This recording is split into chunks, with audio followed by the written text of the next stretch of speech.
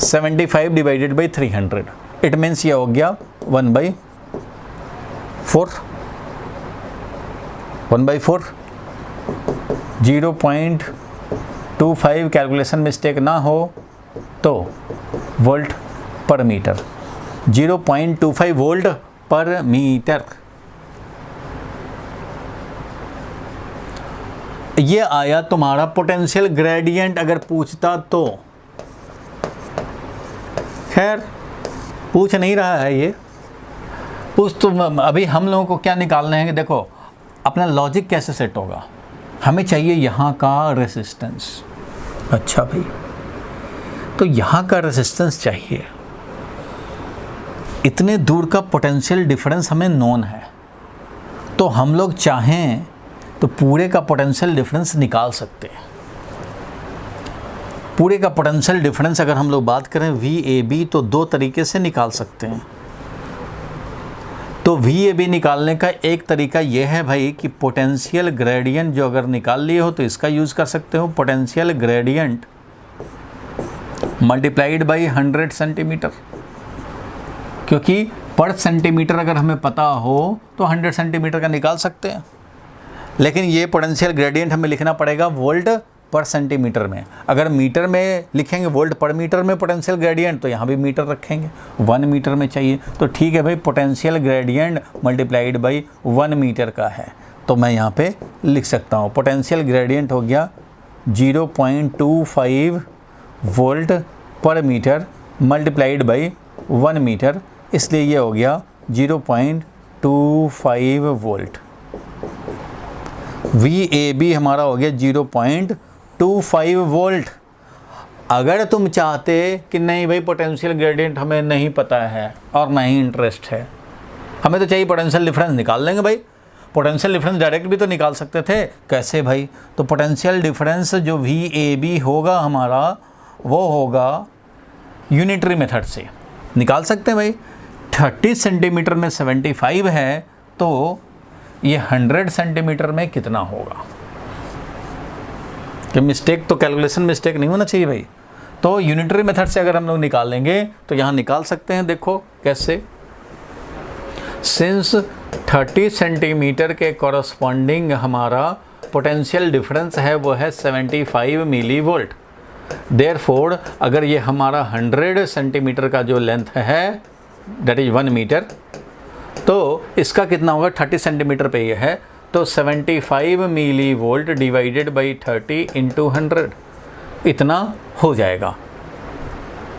ठीक है भाई, तो this will be equal to the potential difference, यानी कि VAB इतना हो जाएगा। सो VAB का वैल्यू हमें मिल गया, वो हो गया 75 डिवाइडेड बाई 30 इंटू 100, और ये हो गया मिली वोल्ट। मिली वोल्ट में है तो मिली वोल्ट मिलेगा भाई। 6 सेंटीमीटर, ये भी सेंटीमीटर, सेंटीमीटर सेंटीमीटर कैंसिल हो गए, और ये 1 0 से 1 0 जाएगा, और ये 750 divided by 3 it means 250 milli volt.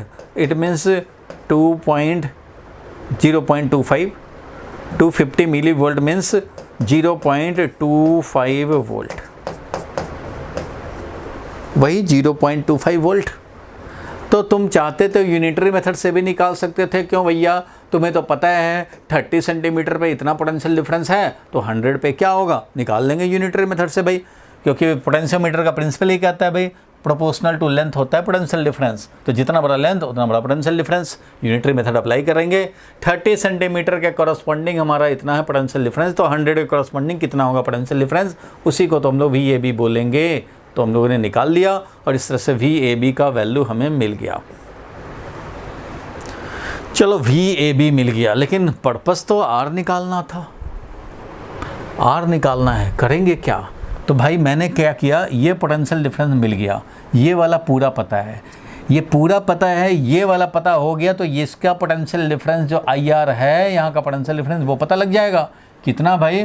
तो 2 वोल्ट में से, ये 2 वोल्ट में से ये वाला सब्ट्रैक्ट कर दो भाई VAB। 2 वोल्ट में से हम लोग VAB सब्ट्रैक्ट कर देंगे, यानी कि 0.25 वोल्ट सब्ट्रैक्ट कर देंगे, तो क्या मिलेगा? 0.25 सब्ट्रैक्ट कर दिए तो क्या मिलेगा? 1.75 वोल्ट मिलेगा, बिल्कुल मिलेगा भाई। तो 1.75 वोल्ट है इसके अक्रॉस, क्योंकि हम लोगों ने निकाल लिया है कि AB के अक्रॉस ओनली 0.25 ही वोल्ट ही है, चाहे ऐसे निकालें यूनिटरी से या पोटेंशियल ग्रेडियंट निकाल के करें, बात एक ही है। पोटेंशियल ग्रेडियंट निकाल के करेंगे तो भी उतना ही आना है। ठीक है भाई, अब करना क्या है, तो यहाँ का पोटेंशियल डिफरेंस पता लग चुका है। अगर यहाँ का करंट भी पता लग जाए, यहाँ का करंट भी अगर पता लग जाए हमें, तो क्या होगा, तो हमें आर का वैल्यू मिल जाएगा। आर का वैल्यू तो भाई पोटेंशियल डिफरेंस आराम से पता लग जाएगा, क्योंकि ये पोटेंशियल डिफरेंस नोन है।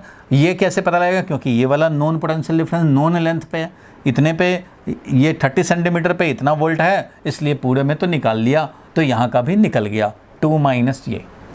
अब करंट कैसे निकलेगा, अरे भैया करंट इससे निकल जाएगा। तुम्हें पता है ना कि ये 15 ओम का है, क्वेश्चन में लिखा हुआ है 15 ओम का है। जब 15 ओम में क्या करंट चलेगा भाई, 15 ओम में क्या करंट चलेगा कि 0.25 वोल्ट यहाँ है पोटेंशियल डिफरेंस। तो यहाँ पे VAB मैं लिख रहा हूँ, देखो VAB यानी कि potential difference across A and B, थोड़ा और ठीक लिख देता हूँ, चलो इससे रेड से लिखता हूँ।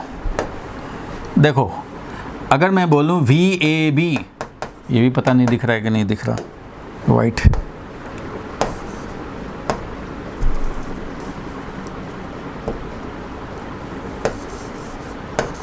VAB अगर लिखूं तो VAB is equal to I into resistance AB।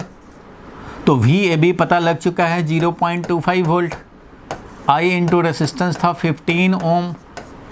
तो भाई करंट का वैल्यू मिल गया हमें कितना, करंट का वैल्यू हो गया 0.25 वोल्ट डिवाइडेड बाई ये 15 ओम।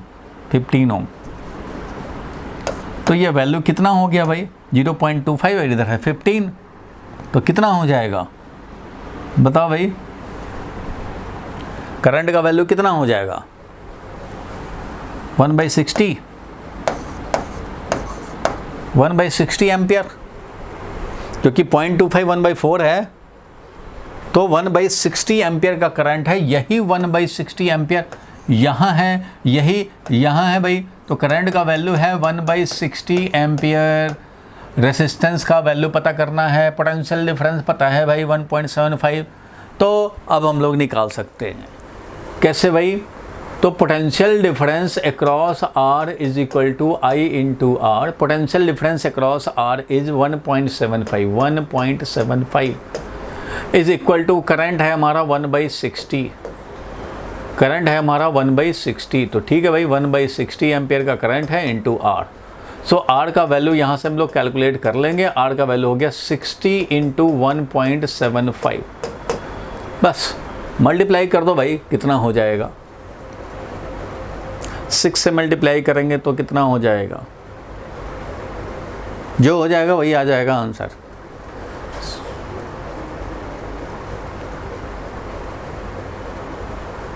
कर लेंगे,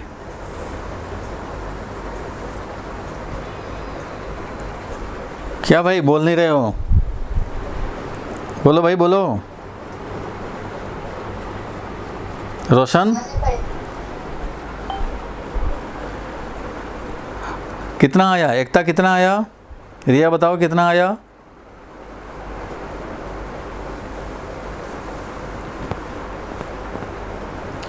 नहीं बोलोगे तो मैं कैलकुलेटर निकाल देता हूँ भाई,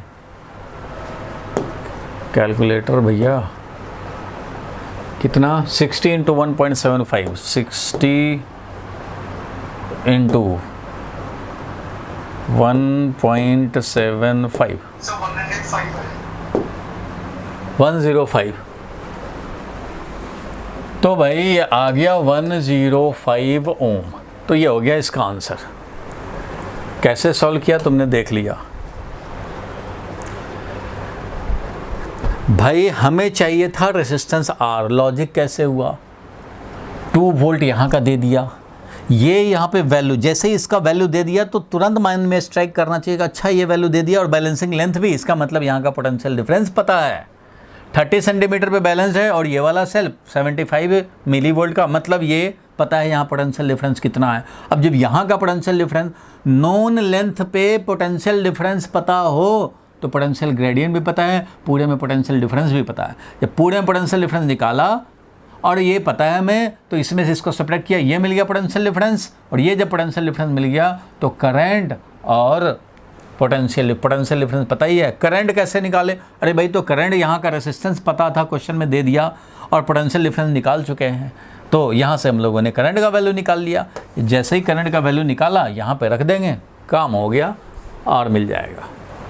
क्योंकि आर मिलने का और कोई उपाय नहीं है भाई, आर मिलने का तो ऐसे डायरेक्ट कोई उपाय नहीं है। करंट पता हो, पोटेंशियल डिफरेंस पता हो, तभी तो निकाल पाएंगे। तो करंट हम लोगों को पता लग जाएगा अगर हमें ये पता है भाई कि यहाँ पे कितना, किसी भी पार्ट में कितना पोटेंशियल डिफरेंस है और कितना रेसिस्टेंस है। तो इधर का रेसिस्टेंस नोन है, तो यहाँ का पोटेंशियल डिफरेंस पता लग गया।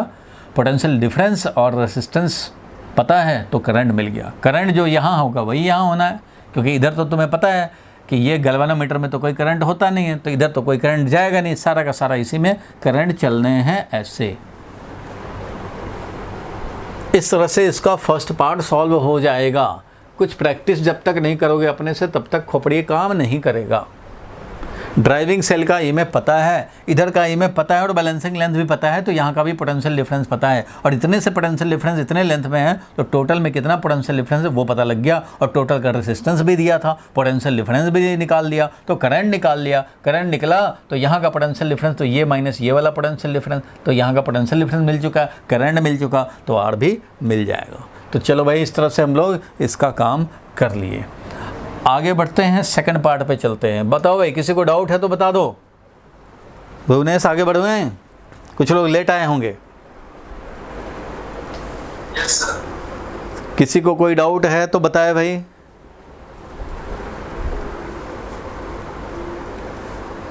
चलो ठीक है, अगर इसमें कोई डाउट नहीं है तो आगे बढ़ते हैं। चिराग आगे बढ़ रहा हूं मैं, इसको हटा रहा हूं। अब जरा इसके सेकंड पार्ट पे आएंगे। देखो भाई, सेकंड पार्ट क्या कह रहा है। सेकेंड पार्ट कर रहा है, why is potentiometer preferred over voltmeter for comparison of EMF of cell. अरे भाई, कंपेयर करोगे ईएमएफ ऑफ सेल तो वोल्ट मीटर तो एक्यूरेट होता ही नहीं है।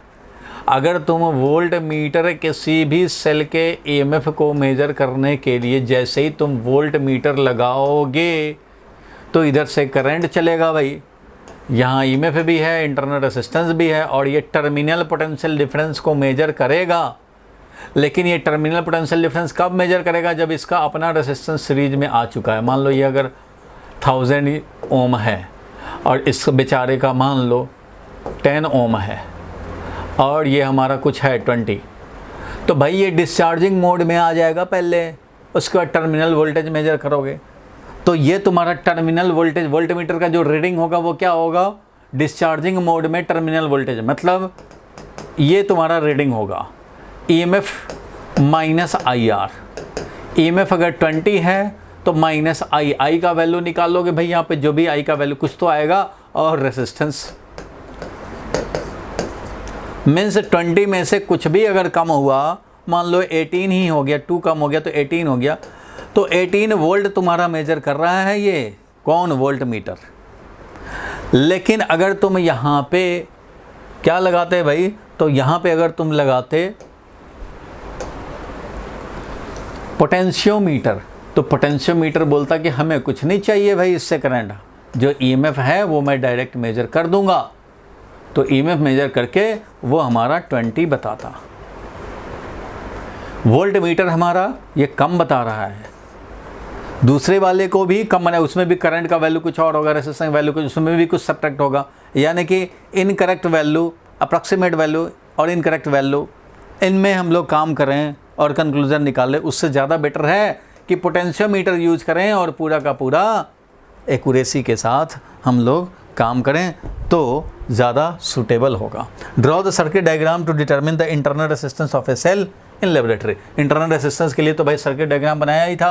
क्या होता है भाई, तो जिस सेल का इंटरनल रेजिस्टेंस निकालना है उसके साथ डिस्चार्जिंग मोड में लाने के लिए एक की के through non value of resistance भी लगा दो। तो इससे क्या होता है भाई, की को ऑफ करके जब हम लोग लेते थे रीडिंग तो ईएमएफ मेजर होता था, की को ऑन करके लिया रीडिंग तो हमारा डिस्चार्जिंग मोड में टर्मिनल वोल्टेज हमारा हो जाएगा, और इंटरनल रेजिस्टेंस का वैल्यू हो जाता था भाई L1 minus L2 divided by L2 into R। याद है ना, fourth use of potentiometer, finding internal resistance of a cell. तो सर्किट यही करने हैं, वेरिएबल रेसिस्टेंस लगा देने हैं, एक यहाँ पे भी की लगा देने हैं भाई, और यहाँ पे ऐसे अरेंजमेंट कर देने हैं। ये नॉन वैल्यू ऑफ रेसिस्टेंस है, रेसिस्टेंस बॉक्सेस अप्लाई कर सकते हैं, किसी से भी अप्लाई कर सकते हैं। ठीक है भाई, ये समझ गए। आगे बढ़ें अब हम लोग, कोई कन्फ्यूज़न नहीं इसमें, बोलो भाई आगे बढ़ें। चलो भाई, और कौन सा डाउट था? 83 नंबर डाउट था भाई। इसमें देखो क्या कह रहा है कि एक डेटा ऑब्टेन किया हम लोगों ने, dependence of magnitude of electric field with distance from reference point O. चलो भाई, ये है रेफरेंस पॉइंट ओ, एक तरफ दिखाया एक्स एक्सिस, एक तरफ दिखाया मान लो वाई एक्सिस, और charge distribution in the shaded region. एक शेडेड रीजन है भाई यहाँ पे ऑरिजिन पे। Data was obtained dependent on magnitude of electric field with distance. Electric field का वेरिएशन विद डिस्टेंस है। इलेक्ट्रिक फील्ड पॉइंट्स दिए हुए हैं, ठीक है, मैं डायग्राम क्लियर कर दे रहा हूँ। Within the charge distribution in the shaded, ये है शेडेड रीजन। इसका डायग्राम थोड़ा इनकम्प्लीट है, डायग्राम नहीं है। ये है शेडेड रीजन, और इसमें कुछ A point, B point, C point, D point ऐसे है। इधर हमारा ए डैश पॉइंट, और इधर है बी डैश पॉइंट, इधर है सी डैश पॉइंट, और वैसे ये इधर है डी डैश पॉइंट। इस तरह से कुछ पॉइंट्स इधर भी हैं और ऑरिजिन के इधर भी हैं, ए बी सी डी, ध्यान देना ऐसे है। अब ये कह रहा है कि ए पॉइंट पे इलेक्ट्रिक फील्ड ई है, ध्यान देना भाई, क्या क्या ये हो रहा है वो समझेंगे। कि इलेक्ट्रिक फील्ड का वैल्यू यहाँ पे ई है, बी पे E/8 है, सी पे E/27 है, ए डैश पे E/2 है, बी डैश पे E/16 है, और सी डैश पे E/54 है। ठीक है, इस तरह से ए बी सी पे दिया हुआ है, और A dash B dash C dash पे दिया हुआ है, और ये सब इक्वल डिस्टेंस पे, मतलब ये एक्स डिस्टेंस, तो इधर ए बी के बीच में एक्स डिस्टेंस, इधर भी एक्स डिस्टेंस, तो ये एक्स, ये 2x डिस्टेंस पे, ये 3x डिस्टेंस पे, ऐसा समझ सकते हैं। मतलब कोऑर्डिनेट अगर मैं लिखूं तो क्या लिखना पड़ेगा भाई? तो कोऑर्डिनेट ऐसे लिखना पड़ेगा कि इसका कोऑर्डिनेट है x, इसका कोऑर्डिनेट है 2x, ये इसका कोऑर्डिनेट है 3x, और इधर हमारा 0 और x है, तो ये 0 और 2x है कोऑर्डिनेट, और ये 0 और 3x है कोऑर्डिनेट, और यहाँ पे ये x 0 है, तो ये 2x 0 है, और 3x 0 है, ये कोऑर्डिनेट्स हैं।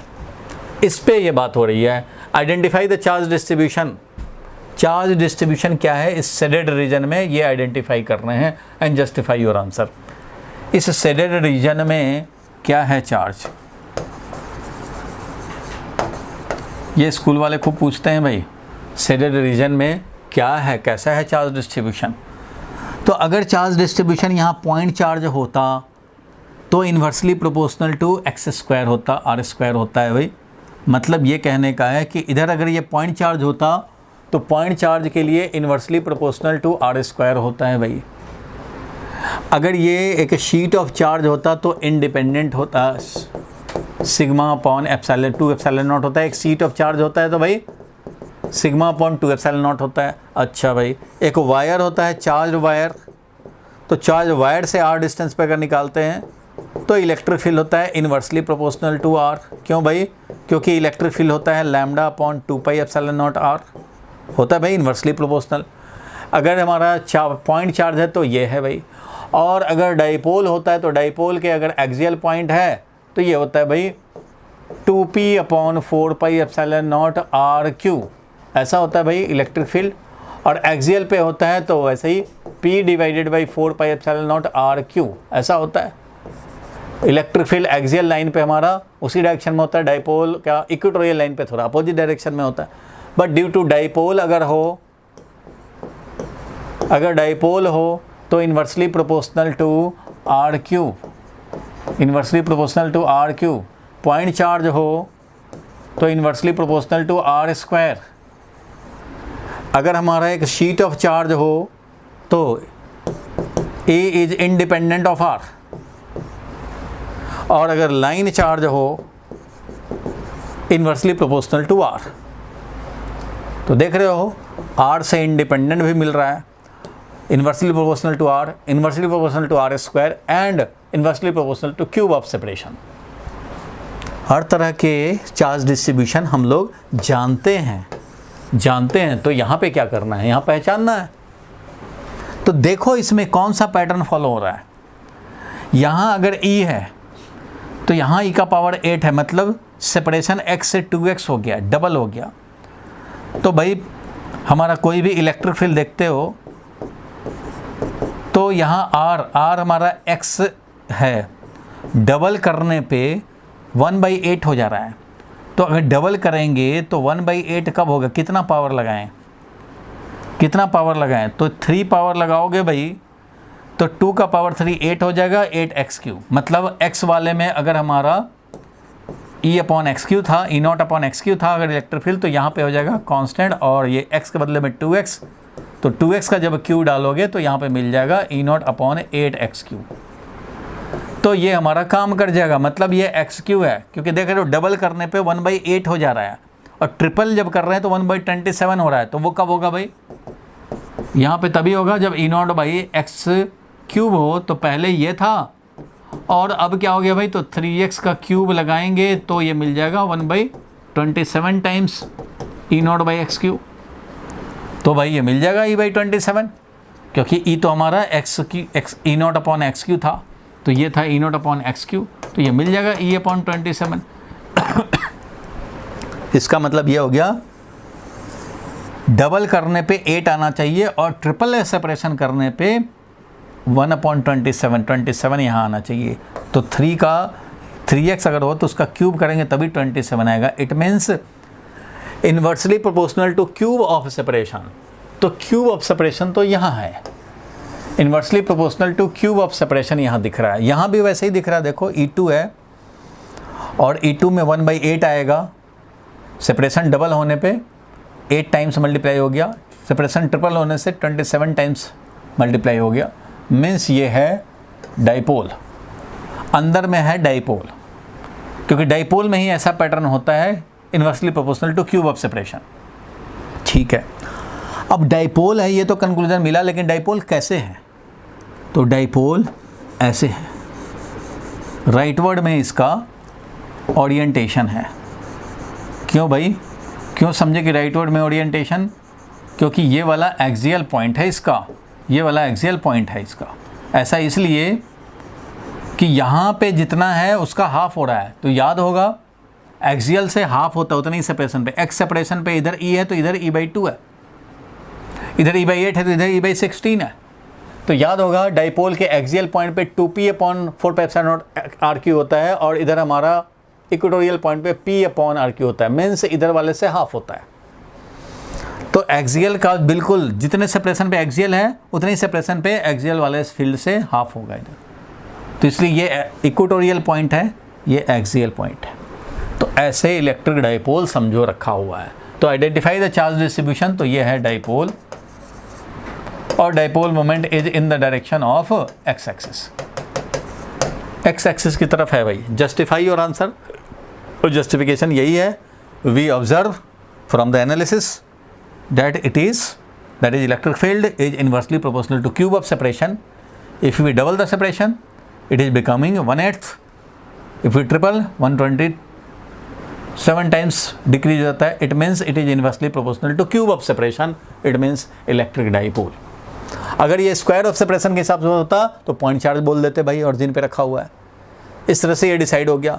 अब बोल रहा है if the potential due to charge distribution, ऐसा चार्ज डिस्ट्रीब्यूशन से potential has value v at a, यहाँ पे पोटेंशियल अगर वैल्यू v हो at a, what is its value at point a dash. यहाँ पे अगर v है तो a डैश पे क्या होगा वैल्यू, बोलो भाई बोलो। एक्सियल पे अगर हमारा a पॉइंट पे v है तो इक्वेटोरियल पे कितना वैल्यू होगा, बताओ जल्दी। क्यों भाई, जीरो क्यों?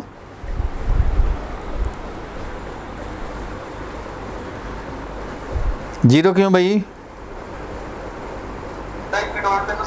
है ना पोटेंशियल। बिल्कुल सही जवाब है तुम्हारा, इक्वेटोरियल पे 0 होता है।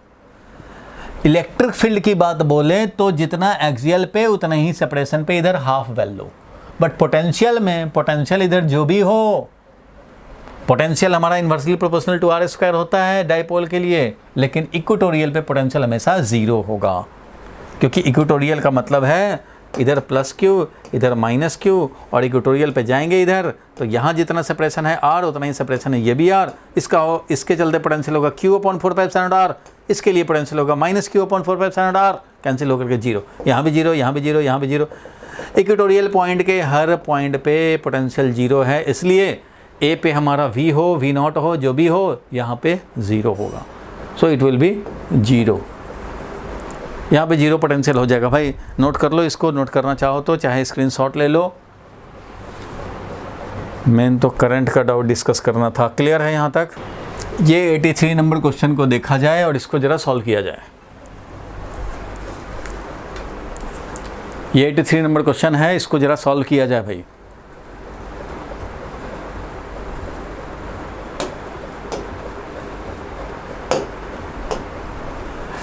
A network PQRS shown in the circuit diagram, PQRS।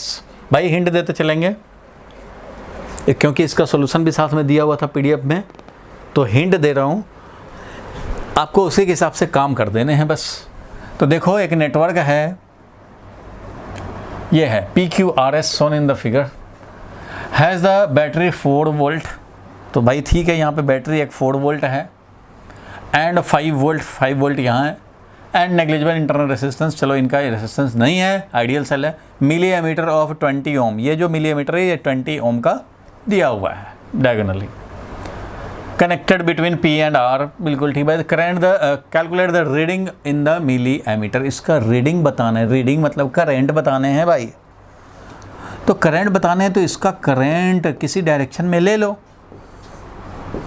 Current का वैल्यू मिल जाएगा, वही हो जाएगा इसका रीडिंग।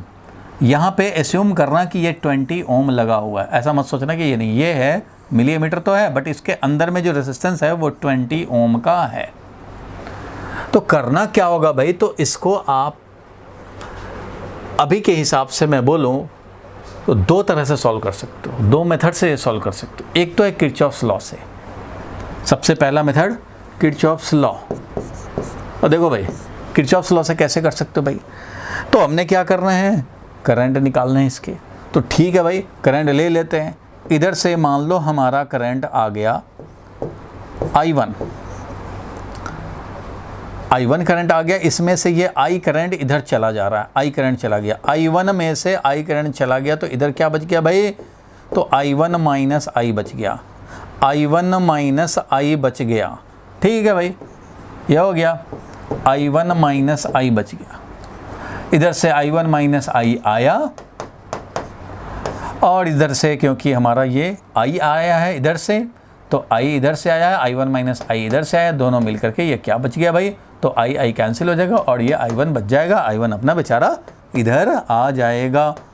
और कैसे भी करंट डिस्ट्रीब्यूशन कर सकते हो, जिसमें का करंट निकालना होता है, मैंने बताया था कि जिस ब्रांच में करंट निकालना चाहते हो उसमें प्लस माइनस मत करना, उसमें एक सिंगल ले लेना, ताकि अपना जो इक्वेशन जब आएगा ना तो बस I निकालना पर्पस होगा, I1 को एलिमिनेट करना हो। बस ये करंट डिस्ट्रीब्यूशन किया, KVL एक यहाँ लिखो, KVL एक यहाँ लिखो, बस यहाँ पे KVL लिखोगे, यहाँ से मान लो शुरू करोगे तो यहाँ पे देखोगे माइनस I1R लिखोगे, माइनस I1 इंटू 200 ओम, यहाँ आ जाएंगे, फिर अपोजिट डायरेक्शन में करंट मिल रहा है, जा रहे हो S से, करंट मिल रहा है S से, तो यहाँ फिर लिखेंगे माइनस ऑफ I इंटू 20 ओम, बस फिर यहाँ आएंगे, फिर अपोजिट में मिल रहा है, खैर यहाँ रेसिस्टेंस नहीं है तो अपोजिट हो चाहे कोई भी हो, यहाँ तो सेल है वैल्यू, तो यहाँ ड्रॉप हो रहा है 5 वोल्ट का, प्लस 5 वोल्ट आ गया, वापस 0 हो गया, चलो भाई काम खत्म हो गया। एक इसका जब लिखेंगे, यहाँ से मान लो शुरू करते हैं R से, यहाँ पे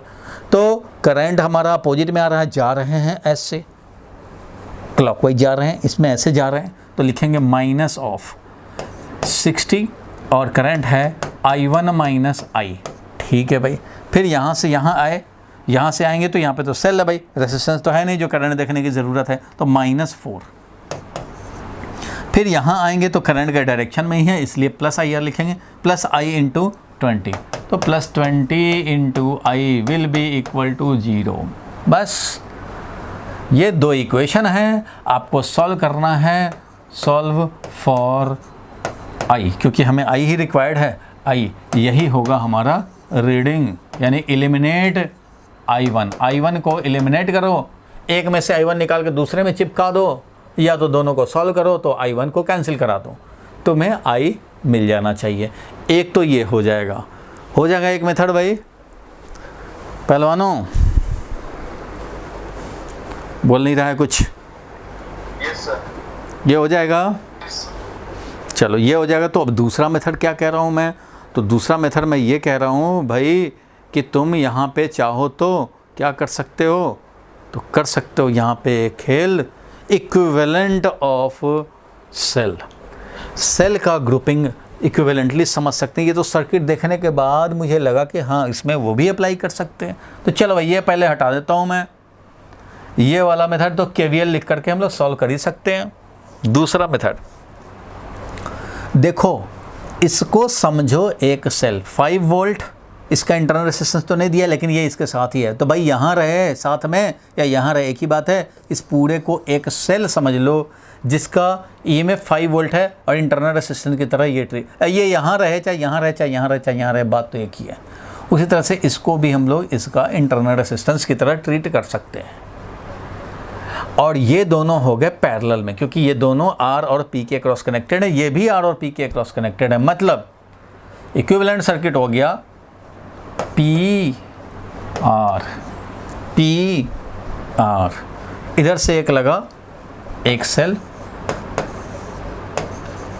S की तरह, S वाले की तरफ, ये 200 ओम है भैया, 200 ओम, और ये है 5 वोल्ट, एक सेल समझो लग गया। एक ये भी सेल है, ये कितना है भाई, तो ये है 4 वोल्ट, और ये इंटरनल रेजिस्टेंस इसका कितना समझेंगे, 60 ओम। बहुत अच्छा भाई, ये दोनों हमने पैरेलल कर दिया, P और R के बीच में, ये भी कनेक्टेड ये भी कनेक्टेड, और ये भी P और R के बीच में है, तो ठीक है भाई इसका भी लिख देता हूँ मैं कि P और R के बीच में ये वाला है 20 ओम कनेक्टेड, और इसी में ये एमीटर लगा हुआ है, मिलीमीटर लगा हुआ है। तो ये दोनों, क्या तुम्हें नहीं लग रहा कि दोनों के बदले में एक सेल यूज कर लें? ये दोनों सेल की तरह ट्रीट होगा भाई, ये भी एक सेल ये भी एक सेल, और दोनों पैरेलल ग्रुपिंग ऑफ सेल, ये पैरेलल ग्रुपिंग ऑफ सेल है भाई ये। और जब ये पैरेलल ग्रुपिंग ऑफ सेल की तरह अगर समझ पाए हम लोग तो ईजिली काम कर सकते हैं। क्या काम कर सकते हैं ईजिली भाई, तो इसके बदले में अब इक्विवेलेंट हम लोग लिख लेंगे। तो इक्विवेलेंट क्या हो जाएगा वो ज़रा समझो। तो इसका इक्विवेलेंट सेल अगर इस डायरेक्शन में लिखना चाहते हैं लिख लो भाई, इस डायरेक्शन में इक्विवेलेंट सेल हम लोग लिख लेंगे। बताओ कितना वैल्यू का हो जाएगा। अगर मैं इक्विवेलेंट सेल लिखना चाहूँ तो इधर ही है पोलैरिटी भाई, तो इसका E इक्विवेलेंट होगा और इसका एक R इक्विवेलेंट होगा, बिल्कुल होगा, और इधर एक समझो रेजिस्टेंस हमने लगा दिया 20 ओम का। बस अब ये हमने एक सेल इक्विवेलेंट बना दिया दोनों के बदले में एक, और काम कर देंगे, सॉल्व कर देंगे भाई, इसमें क्या परेशानी है। तो ये E इक्विवेलेंट और R इक्विवेलेंट तुम्हें निकालना होगा। E इक्विवेलेंट का वैल्यू कितना होगा भाई, तो E इक्विवेलेंट का वैल्यू याद होगा समेसन EI अपॉन RI ऐसा होता था, divided by summation 1 upon RI ऐसा होता था भाई, भूले तो नहीं हो? ठीक है भाई, तो इधर ही है सेल, तो लिखेंगे 5 डिवाइडेड बाई 200, इधर ही है सेल जिधर हम लोग लिखना चाह रहे हैं 5 डिवाइडेड बाई 200, प्लस उधर ही है 4 divided by 60 divided by 1 divided by 200 plus 1 divided by 60, 1 by R1 plus 1 by R2, ये हो गया भाई। इससे हम लोग निकालेंगे E इक्विवेलेंट, निकाल लेंगे भाई, बिल्कुल निकाल लेंगे। ठीक है, निकाल लिया। अब R इक्विवेलेंट निकालना है तो क्या करेंगे भाई, तो 1 by R equivalent is equal to 1 by R1 plus 1 by R2 that is 1 by 200 था प्लस 1 बाई 60, इससे निकाल लेंगे भाई। R इक्विवेलेंट इससे निकल जाएगा, और जब R इक्विवेलेंट निकल गया ये निकल गया, फिर ये 20 ओम है, तो क्या ये करंट हमें नहीं मिल जाएगा? क्या हमें ये करंट नहीं मिल जाएगा? इस करंट का वैल्यू क्या हो जाएगा? तो करंट का वैल्यू यानी कि रीडिंग जो हमें निकालना है वो करंट का वैल्यू होगा ईएमएफ इक्विवेलेंट डिवाइडेड बाई जो आर इक्विवेलेंट आया है plus capital R. This will be the value of reading that is current, reading that is current, ये हो जाएगा। तो ये होगा सेकेंड मेथड।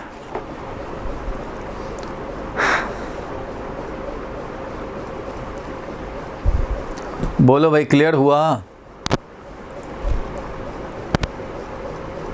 Yes, sir.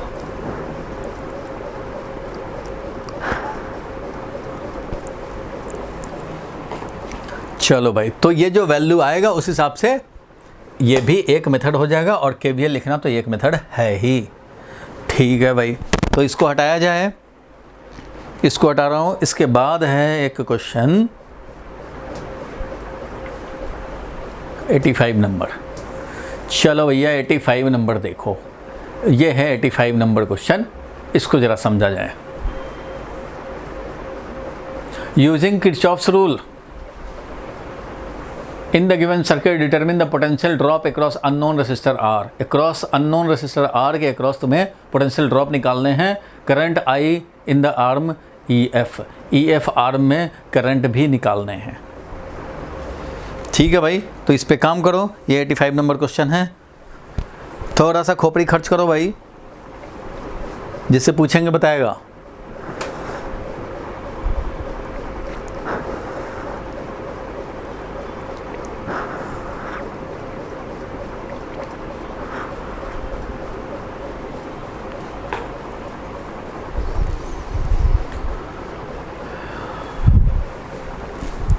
सोच लिए भाई क्या करना है?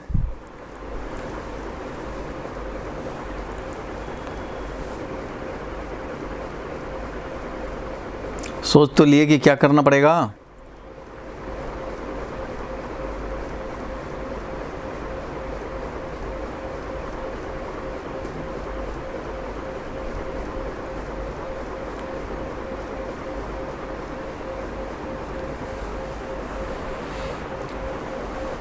बोलो भाई रोशन, क्या सोचा तुमने?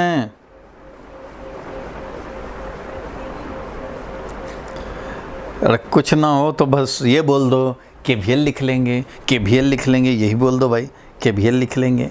इसमें तो कोई परेशानी है नहीं, जहाँ लूप दिखे केवीएल लिख लेंगे। देखो भुवनेश, क्या लिखा, क्या तुमने सोचा? बोलो भाई, कुछ नहीं सोचा?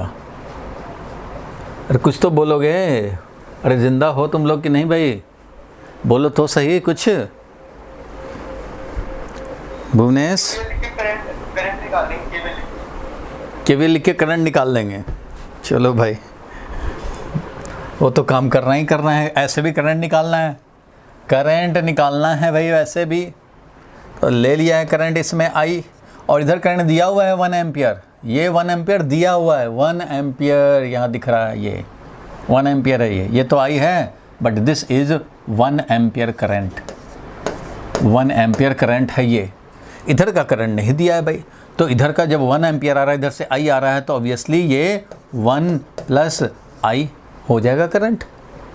इधर से 1 एम्पियर आ रहा है, इधर से आई आ रहा है, तो ये 1 प्लस आई बन जाएगा, इसमें 1 प्लस आई बन के घूमेगा और झूमेगा आगे चल करके। फिर इसमें आएगा ये 1 प्लस आई, जिसमें से आई इधर निकल जाएगा भाई, और 1 इधर चला जाएगा, 1 एम्पियर। ठीक है भैया, 1 एम्पियर चला जाएगा। केवीएल लिख करके आई निकाल लेंगे, कोई परेशानी वाली बात नहीं है, केवीएल लिख करके तो आई निकाल ही लेंगे।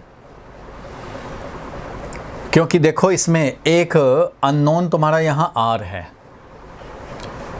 The voltage drop across unknown resistor R भी निकालने हैं, तो एक अननोन यहाँ पे आर है, कोई बात नहीं है, और एक अननोन है तुम्हारा आई, और 2 इक्वेशन तुम्हारे पास मिल जाएंगे, इसलिए तुम सॉल्व कर सकते हो। देखो भाई, ये वाला रेसिस्टेंस मान लो दे देता कि 5 ओम है, और ये करंट नहीं देता, तो तुम्हारे पास 2 इक्वेशन होते, 2 अननोन होते, ये वाला पता होता 5 ओम, ये वाला नहीं पता होता, तो कोई बात नहीं है। अब तुम्हें यही दे दिया है, ये वाला नहीं है, तो लिखो भाई, 2 इक्वेशन लिखने में तुम्हारा क्या आएगा? अननोन। अननोन तो यही आएगा भाई, इसमें तो कुछ अननोन है नहीं, सब रेसिस्टेंस पता ही है, सब करंट पता ही है। यहाँ आई है, एक आई ही है अननोन, तो आई के टर्म में एक इक्वेशन आएगा, बाकी सब है नॉन आई के। इसमें जब लिखोगे तो आई और आर में आएगा। तो भाई दोनों मिला करके तो 2 इक्वेशन है और 2 ही तो अननोन है, आई और आर, तो सॉल्व कर लेंगे। चलो मैं लिखता हूँ इक्वेशन, ऐसे केवीएल लिख करके तो ये इक्वेशन लिख ही लेंगे। तो यहाँ पे हमें आर का वैल्यू मिल जाएगा, क्योंकि हमें आई और आर के बीच में मिलेगा भाई। तो यहाँ पे हम लोग केवीएल लिख सकते हैं। तो केवीएल लिखेंगे तो बताओ क्या आ जाएगा। फर्स्ट वाले का केवीएल लिखते हैं, इसका भी केवीएल लिखते हैं। फर्स्ट वाले हम केवीएल लिखेंगे, ऐसे चलते हैं भाई, चलते हैं। ये 3 का ड्रॉप है भैया, तो 3 पॉजिटिव लिखेंगे। चलो 3 + 3 लिखेंगे, ड्रॉप हुआ, करंट ऐसे अपोजिट में मिला तो -1 × 2 लिखेंगे। -1 × 2 दैट इज़ 2 हो गया, ऐसे लिख देते हैं। फिर यहाँ आए उसी डायरेक्शन में मिल रहा है 3 × I, तो +3 × I लिखेंगे। चलो भाई ठीक है, यहाँ आए तो अब ड्रॉप नहीं हो रहा है, गेन हो रहा है, -5 लिखेंगे और यहाँ तक पहुँच गए भाई, दिस इज इक्वल टू 0। एक तो ये हो गया। यहाँ से तुम्हें क्या मिलेगा भाई, तो यहाँ से देखो क्या मिल रहा है, 3 - 2 यानी कि 1 हो गया, 3I 3 और ये हो गया 2 × 1, तो 3 - 2 दैट इज 1 और 1 है, और इधर जा कर के ये -5 है, तो उधर 5 - 1 दैट इज 4 मिल गया। यही मिल गया, 3 - 2 1 और 1 - 5 - 4 उधर जाके 4 हो गया। इसलिए आई का वैल्यू मिल गया तुम्हें 4/3 एम्पियर, 1.33 एम्पियर। 4/3 एम्पियर का तुम्हें करंट मिल गया भाई, करंट मिल गया ये। अब तुम्हें आर का वैल्यू निकालना, करंट का वैल्यू तो हो ही गया, अब आर का वैल्यू निकालना था। अच्छा, वोल्टेज अक्रॉस आर निकालना है, potential drop voltage across unknown resistance R, तो ये निकालना है, मतलब 1 + I × R निकालना है, 1 + I × R निकालना है, समझो। तो I का वैल्यू मिल चुका है, लेकिन R वैल्यू नहीं पता है, इसलिए IR काम नहीं करेगा। ध्यान से समझो, I तो तुमने निकाल लिया, B पार्ट हो गया, लेकिन जो तुम्हें यहाँ और यहाँ के बीच का पोटेंशियल डिफरेंस निकालना है, मीन्स E और F के बीच का जो पोटेंशियल डिफरेंस निकालना है, तो इसमें IR काम नहीं करेगा, क्योंकि I तो तुम्हें मिल गया, ये वैल्यू है 1 + 4/3 डेट इज़ 7/3 एम्पियर का करंट तो है, बट ये पोटेंशियल डिफरेंस के लिए करंट × R चाहिए, R तो है नहीं, R तो अननोन है। तो यहाँ से तुम्हें नहीं मिलेगा पोटेंशियल डिफरेंस, इससे नहीं मिलेगा पोटेंशियल डिफरेंस, तुम्हें मिलेगा इस ब्रांच से। और जब एक पॉइंट से दूसरे पॉइंट में पोटेंशियल डिफरेंस निकालना हो तो कोई ज़रूरी थोड़ी है कि यही ब्रांच को फॉलो करें, ये भी फॉलो कर सकते हैं, ये भी फॉलो कर सकते हैं, कोई भी फॉलो कर सकते हैं। तो इसलिए ये दूसरे पार्ट में करंट निकालना था, तो ये काम हमने कर लिया। अब आपको पोटेंशियल डिफरेंस निकालना चाहते हो, VE - VF, ये पोटेंशियल डिफरेंस निकालना चाहते हो, तुम्हारे पास 3 पाथ अवेलेबल है। ये पाथ से जाओ IR लिखो, ये पाथ से जाओ तो EMF और IR लिखो, यहाँ पे EMF IR लिखो। 3 पाथ हैं पॉसिबल E और F के बीच में। अब 3 में से एक में अननोन है, तो भाई इसमें मत जाओ, इधर से चले जाओ, इधर से चले जाओ, तुम्हारे पास रास्ता खाली है, इधर से जाते हैं। चलो देखो भाई, यहाँ से यहाँ जाते हैं, VE - VF = 5 वोल्ट ड्रॉप हुआ, बिल्कुल हुआ भाई। करंट इधर से I आया, I कितना है भाई, 4/3 निकाल चुके हैं, I का वैल्यू आया था 4/3, ठीक है भाई। तो यहाँ पे अब जाएंगे ऐसे, करंट अपोजिट में मिला है तो क्या करेंगे भाई, तो -IR लिखेंगे। I कितना है भाई, 4/3, R कितना है भाई, 3, तो इसलिए कितना मिल जाएगा, 5 - 4 दैट इज़ 1 वोल्ट। चलो भैया 1 वोल्ट मिल गया, VE - VF इज 1 वोल्ट। इस पाथ से, कौन सा पाथ से, मिडिल वाला पाथ से, मिडिल पाथ से चले हम लोग। अच्छा भाई ठीक है, ऊपर वाले पाथ से चलना चाहें तो वो भी पॉसिबिलिटी है। चलो भैया तो ऊपर वाले पाथ से देखते हैं। तो ऊपर वाले पाथ से अगर लिखें यहाँ पे, तो मैं लिख रहा हूँ VE - VF, VE - VF लिख रहा हूँ। यहाँ से यहाँ चलते हैं भाई ऐसे, ठीक है भाई। चलो EMF ड्रॉप हुआ है, पॉजिटिव टर्मिनल मिला है 3, करंट आया इधर से, अच्छा भाई इधर से करंट आया तो -IR लिखेंगे, -1 × रेसिस्टेंस है 2 ओम। तो भैया 3 - 2 आया, डैट इज 1 वोल्ट आया। 1 वोल्ट आना ही है, 1 वोल्ट आया, बिल्कुल आएगा भाई, ठीक है। अब यहाँ से भी चलते तो अगर ये पता होता तो ये 1 वोल्ट लाते, ठीक है भाई, 1 वोल्ट आ चुका, आंसर तुम्हारा सॉल्व हो चुका। अगर क्वेश्चन में ये भी पूछता कि अच्छा भैया रेसिस्टेंस भी बताओ कितना, तो कैसे करते? तो भाई इस ब्रांच से चाहे इस ब्रांच से हम लोग ये 1 वोल्ट निकालते और यहाँ पे अप्लाई करते कि अच्छा यही 1 वोल्ट IR है, यही इस ब्रांच से बोलें तो VE माइनस VF जो कि 1 वोल्ट आ चुका है, this is also equal to ये वाला, मीन्स 1 प्लस I जो है 1 प्लस I इंटू R है, 1 प्लस I इंटू R है, और ये है 1 प्लस I बोले तो 4/3 इंटू R है, वो कितना है भाई? तो VE माइनस VF आया था 1 वोल्ट, इसलिए यहाँ से R का वैल्यू निकालेंगे तो R का वैल्यू हो गया ये 7/3 यानी कि 3/7 ओम। R का वैल्यू अगर निकालना हो तो 3/7 ओम, R भी निकल गया। तो अगर पूछता तो R भी बता देते, ठीक है। बोलो भाई, क्लियर है यहाँ तक? तो क्या भी लिख करके ये सब काम कर सकते हैं।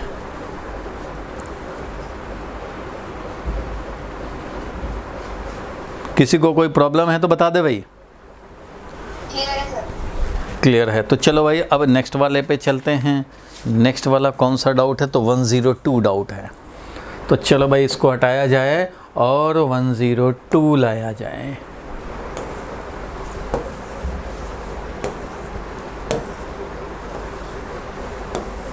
ये है भाई 102।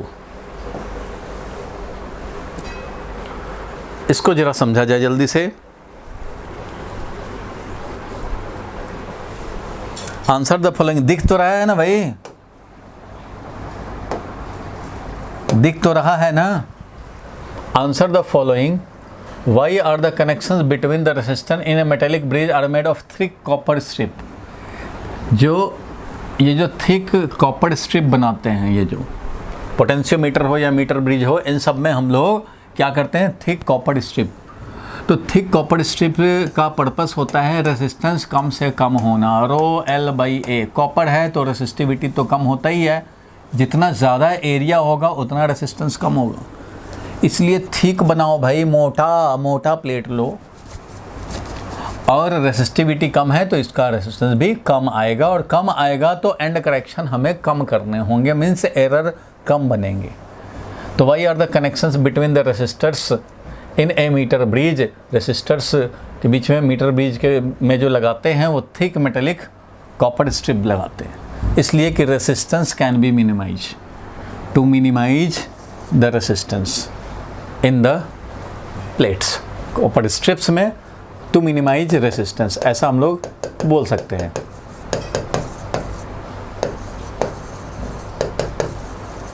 Resistance in the copper. Why is the generally preferred to obtain the balance point in the middle of the meter bridge? तो भाई ये इसलिए कि एंड करेक्शन हमें कम से कम करना पड़े, और अगर बीच में मिल रहा है तो एंड करेक्शन की बहुत कम रिक्वायरमेंट रह जाएगी। एंड करेक्शन का मतलब होता है मेटेलिक स्ट्रिप में जो रेसिस्टेंस है, चाहे कनेक्शन जहाँ कर रहे हैं मीटर ब्रिज में,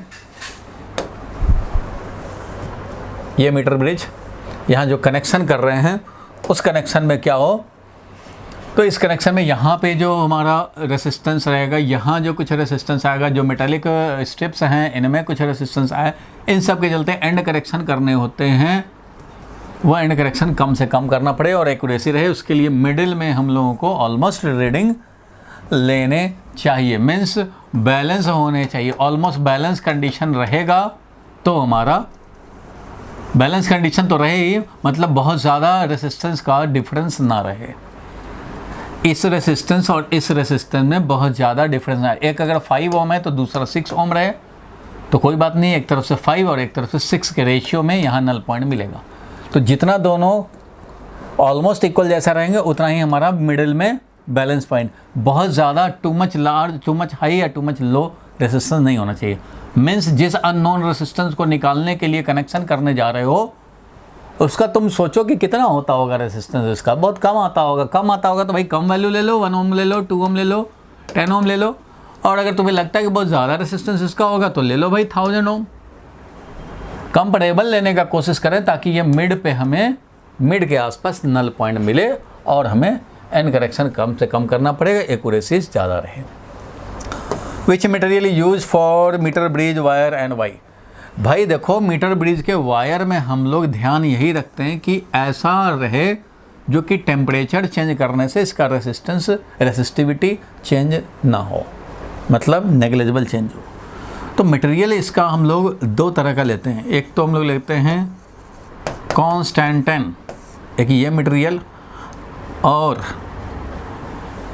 चाहे तो ये लेते हैं। एक और मटेरियल फेमस होता है इसके लिए, मैंगनीन होता है शायद,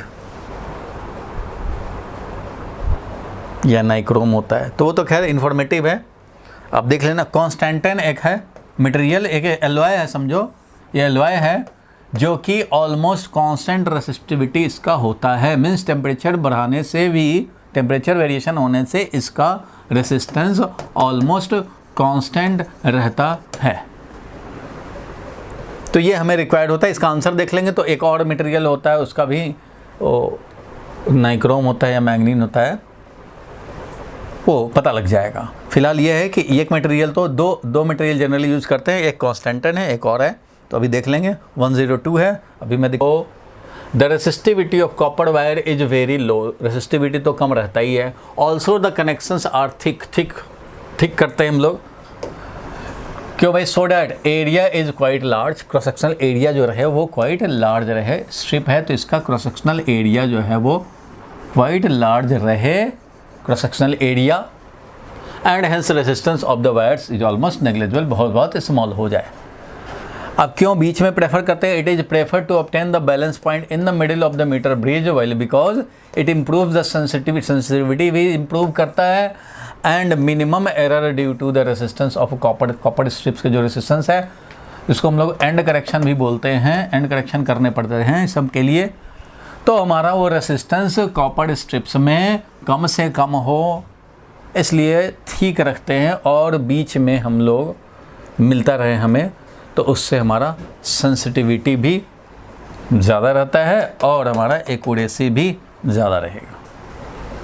ठीक है भाई। और थर्ड वाले में देखो दिया है यहाँ पे मटेरियल का नाम कॉन्स्टेंटेन, और एक और material of coefficient of resistance is almost negligible, बहुत कम कोफिशिएंट ऑफ रेसिस्टेंस क्या होता है? Change in resistance per unit original resistance per unit change in temperature. तो टेम्परेचर चेंज किया, इंक्रीज किया, लेकिन रेसिस्टेंस में चेंज जीरो जैसा हो, मतलब नेग्लिजिबली स्मॉल हो, वेरी स्मॉल हो। तो ये इसका बहुत लो होता है alpha, because temperature coefficient is almost negligible, बहुत लो, 0.0000, मतलब टेम्परेचर चेंज करोगे अब बिल्कुल जीरो एग्जैक्टली तो किसी चीज़ का होता ही नहीं है, लेकिन इसका वेरी स्मॉल है, मतलब नेग्लिजिबल वेरिएशन। इसका वेरी अगर स्मॉल हो तो जितना स्मॉल वाला मिलेगा उतना ही हमारा ऑलमोस्ट कांस्टेंट है, मतलब टेम्परेचर बढ़ाया लेकिन रेसिस्टेंस किसी में इतना हो रहा है, कोई दूसरा मटेरियल हो उसमें रेसिस्टेंस में इतना चेंज हो, किसी में इतना चेंज हो, और किसी में 2 ओम का चेंज होने लग जाए, 10 डिग्री सेल्सियस इंक्रीज करें, किसी में इतना चेंज हो रहा है, किसी में इतना, किसी में इतना, किसी में इतना, तो ये हमारे लिए ज़्यादा सूटेबल है। मीन्स अल्फ़ा का वैल्यू बहुत कम होना चाहिए। अल्फ़ा वही बताता है unit resistance, unit degree change in temperature पे कितना चेंज, तो अल्फ़ा इतना कम है, इट मीन्स ऑलमोस्ट कांस्टेंट रहेगा। तो temperature coefficient of resistance almost negligible due to which the resistance of the wire does not change with increase in the temperature of the wire due to flow current. जब current flow होगा तो उससे जो भी heating होगा उससे हमारा resistance का वेरिएशन ना हो। तो कॉन्स्टेंटेन तो है ही है। अब एक और वाला इसमें भी नहीं मेंशन किया है, जिसका प्रैक्टिकली कांस्टेंट, मतलब ओमिक रेसिस्टेंस हम लोग यूज करते हैं, जिसका प्रैक्टिकली रेसिस्टेंस वैल्यू कांस्टेंट रहे, टेम्परेचर चेंज होने से वो चेंज नहीं होता हो, ऐसा। चलेंगे 5-10 क्वेश्चन में स्ट्रगल करो, उसके बाद कॉन्फिडेंस मिलेंगे।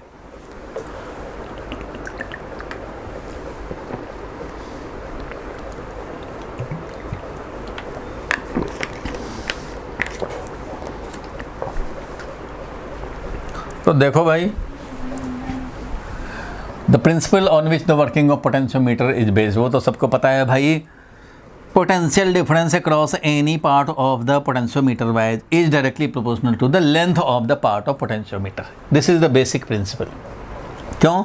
यूनिफॉर्म क्रॉस सेक्शन का वायर लेते हैं भाई, और इस यूनिफॉर्म क्रॉस सेक्शन में जितना आई आर अपना करंट तो भाई एक ही चलता रहेगा, करंट तो अपना एक चलता रहेगा।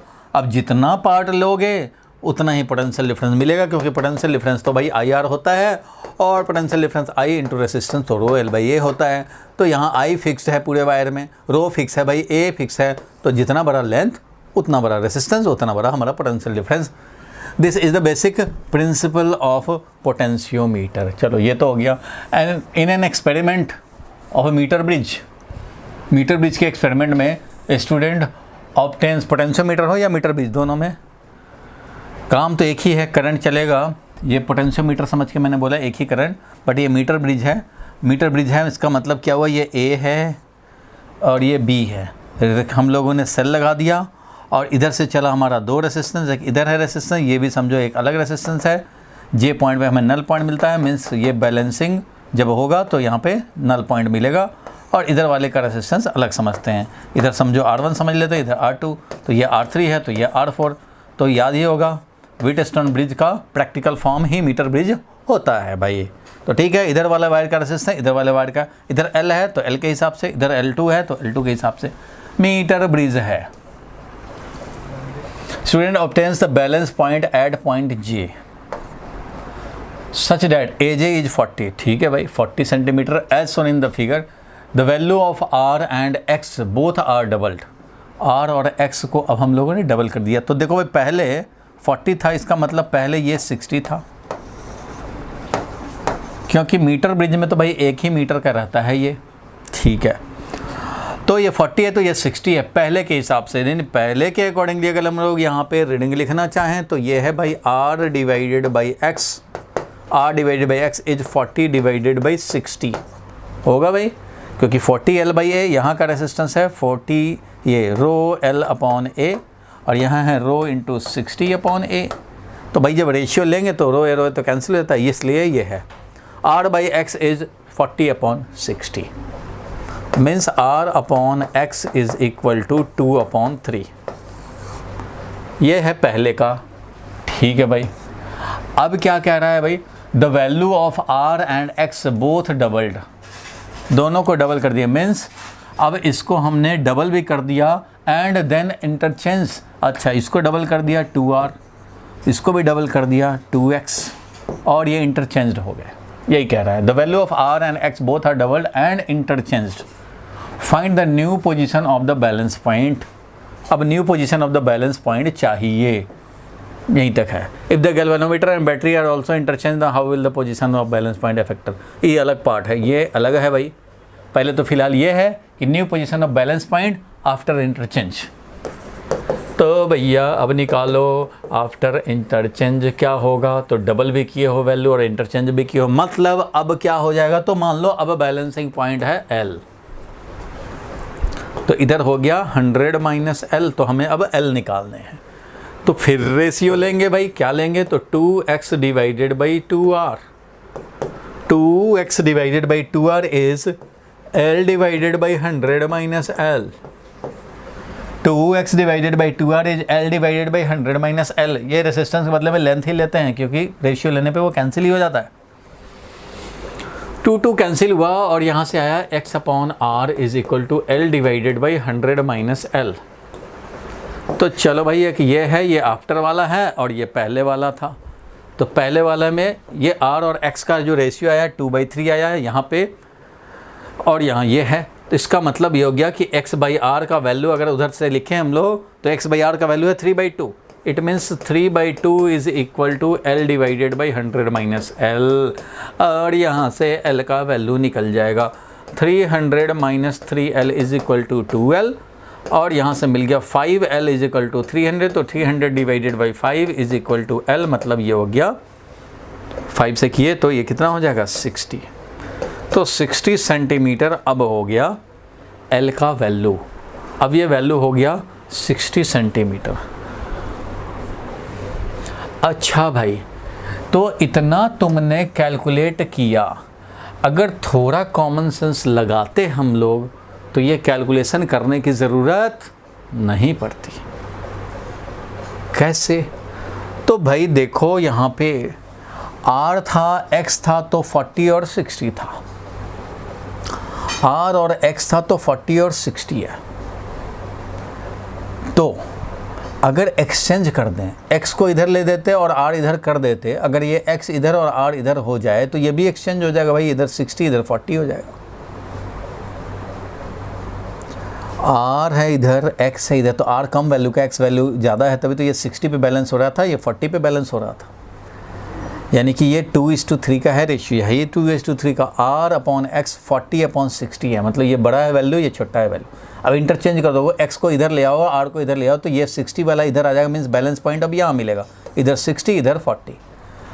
अब यहाँ पे जब तुम X ले आते और R ले आते तो 60-40 मिलता। अब तुम डबल कर दो तो भाई रेशियो तो सेम ही रहेगा, तो इस 60 का 60 ही रीडिंग आएगा। अब मान लो तुम ट्रिपल ही कर लेते तो उससे क्या होता भाई, दोनों जब ट्रिपल कर लिए तो फिर तो वही रेशियो रह जाएगा 3x 3r, तो x और r वाला ही तो रह जाएगा रेशियो, तो ये 60 ही आता। इंटरचेंज करते, अच्छा इंटरचेंज किया तो ये लेंथ भी इंटरचेंज हो जाएगा, मतलब इधर 60 था तो इधर 60 हो जाएगा, पहले तो ये समझ लिए, फिर बाद में डबल। अच्छा डबल करने से क्या होगा, कुछ नहीं होगा भाई, डबल जब दोनों साइड कर दे रहे हो तो ratio will remain same, it means reading आएगा 60 सेंटीमीटर, तो काम हो जाएगा। तो वैसे भी निकाल सकते हो, कोई ज़रूरी नहीं है कि कॉमन सेंस हमेशा अप्लाई होता रहे, आप ऐसे भी निकाल सकते हो। हमने इंटरचेंज किया, कुछ और चेंज किया, ये तो इंटरचेंज खाली कर रहे हो सकता था ऐसे बोलता कि डबल भी किया और 5 वैल्यू और बढ़ा भी दिया, या इसके पैरेलल में कुछ कनेक्ट कर दिया, या इसके सीरीज में कुछ कनेक्ट कर दिया। अरे भाई तो इस पूरे का इक्विवेलेंट लिखो और फिर रेशियो लिखोगे, जो भी इधर है रेसिस्टेंस, मान लो इसमें बोलता है कि 3 सब्ट्रैक्ट कर दिए या 3 ऐड कर दिए, इधर हमारा सीरीज में 5 ऐड कर दिए, आप बोलो क्या हो जाएगा रीडिंग। तो भाई जो भी न्यू वैल्यू आता है एक साइड का दूसरे साइड का, इसको लिखते हैं L डिवाइडेड बाई दिस, उसके बाद सॉल्व कर देते। तुम्हारा उधर का इक्वेशन का यहाँ यूज़ करने के लिए कुछ ना कुछ क्लू रहेगा भाई, उधर से हम लोग यहाँ पे यूज़ कर लेंगे। तो इसलिए डबल कर दिया या ट्रिपल कर दिया, किसी को बोल दिया कि इसको डबल किया इसको ट्रिपल कर दिया, तो वो भी कर सकता था। आपको करना कुछ नहीं है, जैसा क्वेश्चन कह रहा है उस हिसाब से इधर का न्यू रेसिस्टेंस रेशियो लो, लेंथ निकालो। बोलो भाई हो जाएगा काम। सर इसके आंसर में था कि नल पॉइंट पे फिर ये चेंज नहीं होगा, नल पॉइंट वही रहेगा। हाँ तो पहले ये 2 पार्ट हुआ, अभी थर्ड पार्ट अभी बात नहीं किए हम लोग, 2 पार्ट अभी हुआ है। ये हुआ कि हम लोग इस रेसिस्टेंस को इंटरचेंज करेंगे तो हमारा ये 40 वाला जो है उधर 60 इधर आ जाएगा, न्यू रीडिंग जो होगा वो 60 पे आ गया। ठीक है भाई, अब इसका थर्ड पार्ट वाला देखते हैं। तो थर्ड पार्ट में क्या कह रहा है वो ज़रा देखो भाई, अभी तो थर्ड पे आए नहीं हैं, चलो देखते हैं थर्ड वाला। तो अच्छी बात है भाई थर्ड वाला देखा जाए। थर्ड वाला में देखने पे क्या कह रहा है कि गैल्वेनोमीटर का position, find the new position. अच्छा ये तो हो चुका था। If the galvanometer and battery are also interchanged how will the position of balance point be affected. अगर हम लोग position of galvanometer and battery interchange कर दें तो भाई गैल्वेनोमीटर और बैटरी इंटरचेंज करने से मतलब जहाँ गैल्वेनोमीटर वहाँ सेल लगा दें ये वाला, और जहाँ सेल है वहाँ गैल्वेनोमीटर लगा दें, तो उससे बैलेंस पॉइंट पे क्या इफ़ेक्ट पड़ेगा। तो उससे बैलेंस पॉइंट पे कोई इफ़ेक्ट नहीं पड़ेगा, balance point will remain same. कैसे, तो इस बात को समझाने के लिए यहाँ समझो कि हमने गैल्वेनोमीटर हटा करके यहाँ सेल लगा दिया और यहाँ पे हमने गैल्वेनोमीटर लगा दिया, तो उससे बैलेंस पॉइंट हमारा R1/R2 और R3/R4 अगर ये बैलेंस पॉइंट था तो अब भी बैलेंस पॉइंट रहेगा। अब कुछ लोगों को समझ में नहीं आ रहा होगा कैसे भाई, कैसे तो कैसे की बात है। तो कभी भी अगर हमारा व्हीटस्टोन ब्रिज में हमने कुछ कनेक्शन करके बैलेंस पॉइंट ऑब्टेन कर लिया है तो अब गैल्वेनोमीटर और सेल के इंटरचेंज करने से कोई फ़र्क नहीं पड़ता, बैलेंस पॉइंट है तो बैलेंस रहेगा। ये गैल्वेनोमीटर और सेल को इंटरचेंज करने से कोई फ़र्क नहीं पड़ेगा, कोई फ़र्क नहीं पड़ेगा भाई। कैसे के लिए तो मुझे स्पेस चाहिए भाई, कहाँ से स्पेस लाएं, चलो यहीं पे लाते हैं। देखो कैसे, मैं अगर ये बोलूं कि ठीक है भैया, एक हमारा ये इस तरह से है, समझो व्हीटस्टोन ब्रिज बोले या बोले मीटर ब्रिज, यहाँ पे लगा हुआ है सेल, ये R1 है, ये R2 है, ये R3 है, ये R4 है, इधर R5 है, कोई बात नहीं है। बैलेंस पॉइंट है, बैलेंस है भाई, तो इसका मतलब R1 upon R2 is equal to R3 upon R4 है। बैलेंस है तो ये है। तो अब मैं इंटरचेंज करने जा रहा हूँ। अब इसको इंटरचेंज करने जाएं तो देखो भाई, इंटरचेंज करता हूँ इसकी, तो ये A पॉइंट है, ये B पॉइंट है, ये M पॉइंट है, ये N पॉइंट है, मैंने नेमिंग कर लिया। इंटरचेंज करने का मतलब क्या हुआ भाई? ठीक है, ये A है, ध्यान देना, B है और ये M है और ये N है। मैं इंटरचेंज कर रहा हूँ। रेजिस्टेंस R1 है, R2 भी है, R1 है भाई, R2 है, ठीक है, और हमारा ये R3 भी है वैसे ही, और ये R4 भी है वैसे ही। R3 R4 सब कुछ वही है, बस यहाँ जो गैल्वेनोमीटर लगा था उसके बदले हमने सेल लगा दिया।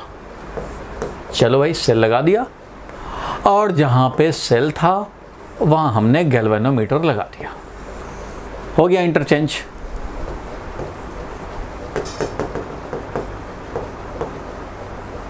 इंटरचेंज हो गया भाई, सेल एंड गैल्वेनोमीटर दोनों इंटरचेंज हो गए। अब पूछ रहा है क्या बैलेंस पॉइंट डिस्टर्ब हो जाएगा, क्या फ़र्क पड़ेगा भाई? तो आंसर है कोई फ़र्क नहीं पड़ेगा। आंसर है नहीं, पहले आप सोचो, आंसर है वो अलग चीज़ है। इसको कैसे समझेंगे कि बैलेंस पॉइंट है या नहीं है? तो खोपड़ी तो काम नहीं कर रहा यहाँ पे, यहाँ तो दिखाई देता है हाँ भाई ये वाला है, ये रेशियो है, चाहे ये रेशियो सेम है, हाँ भाई बैलेंस है, चलो भाई हटाओ। वैसे ही इसको कैसे समझेंगे? सेल यहाँ है, यहाँ से ऐसे चलेगा, यहाँ ये कनेक्टेड है ऐसे, तो भाई इसलिए दिखाई कम दे रहा है। इसको मैं थोड़ा अगर मॉडिफाई करके अगर दिखाऊं तो आपको ज़्यादा दिखाई देने लगेगा। मैं देखो दिखा रहा हूँ,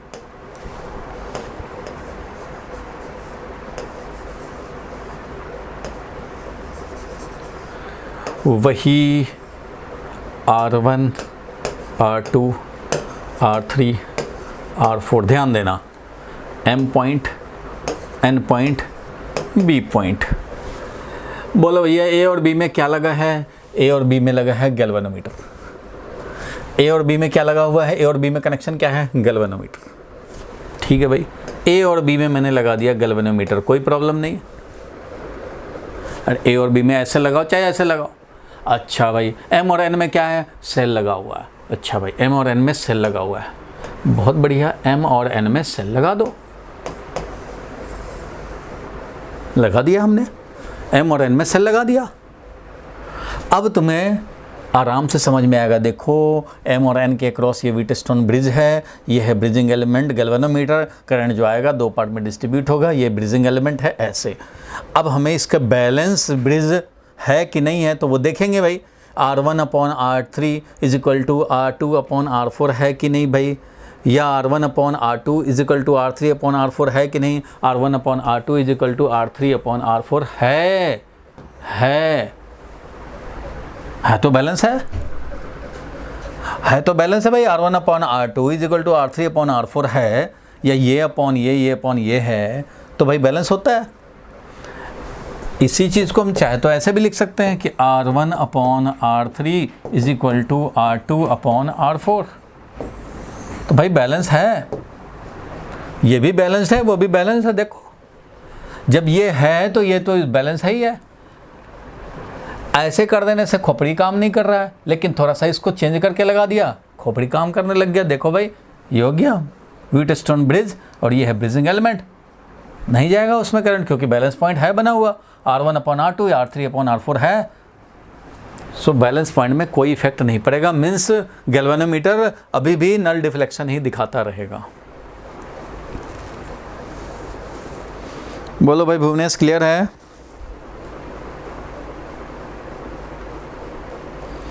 सर बाकी लोग, पिछले पार्ट हाँ बोलो। पिछले पार्ट में तो जो इसका पिछला पार्ट था उसमें तो फिर ये बोलेंगे ना कि 60 मीटर पे होगा नल पॉइंट। हाँ हाँ, पिछले पॉइंट में तो नल पॉइंट इंटरचेंज करने के बाद नल पॉइंट हो गया था, वहाँ इंटरचेंज किया गया था रेसिस्टेंस का, वहाँ इंटरचेंज था रेसिस्टेंस का, तो वो तो ठीक है भाई, वो तो 60 सेंटीमीटर पे आ गया बैलेंस पॉइंट। बोलो क्लियर है यहाँ तक? तानिया लेट आते हो, बोलो चिराग क्लियर है? आगे बढ़ें? Yes sir.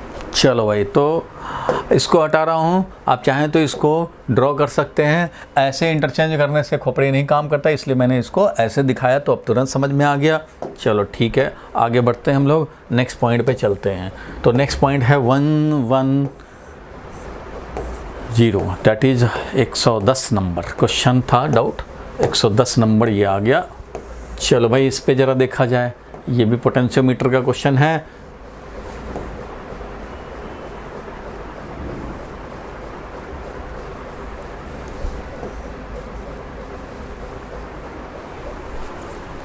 देखो क्या लिखा हुआ है इसमें,